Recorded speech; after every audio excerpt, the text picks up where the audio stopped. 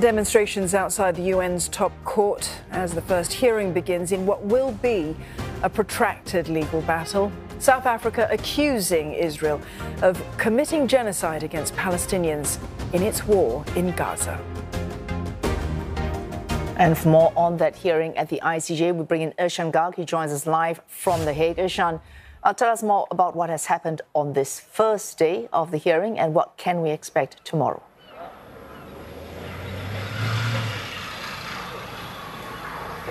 Well, the first day of the hearing has been all about South Africa's case. It's arguing that Israel has indeed carried out acts of genocide in the Gaza Strip and in Palestinian territories. And one of the most important points that the South African side has made today has been that this is not unintentional, that there was serious thought behind it. During the course of the proceedings, the South African side have brought out several statements by senior Israeli officers and ministers, which South Africans are claiming that clear signs that there was intent behind the bombings, that there was intent behind the killings in the Gaza. Now, the Israelis have called South Africa's entire case baseless, calling it blood libel, effectively accusing South Africa of anti-Semitism. But South Africa has said that this is not only a time to take a look at what Israel has done, but it's also a time to take a look at what the world has done in not stopping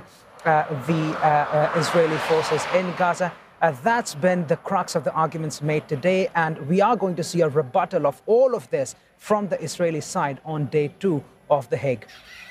Oh, Ishan, day 2 will be one day of many, many days. As you mentioned, a protracted legal battle. So final ruling could be years in the making.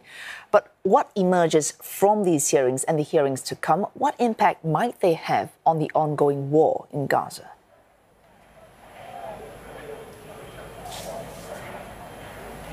Well, one of the biggest asks by the South African side is, while this legal case is ongoing, which could go on for 3 or 4 years, at the very least, they are asking for provisional measures by the ICJ, which would essentially ask Israel to stop its assault on Gaza. And that's been one of the primary asks by the South African side. They are hoping that a provisional measure will be issued by the ICJ in the next few weeks. But it remains to be seen if that provisional measure is going to be enforced or not, because even though the measures by the ICJ are binding, the verdicts by ICJ are binding, ICJ really doesn't have a way to enforce them. And it's if South Africa wants them to be enforced, they will have to go to the United Nations Security Council, where experts say that the US may block any such ask by Pretoria. Thanks for that. Ishan Garg reporting live just there from The Hague.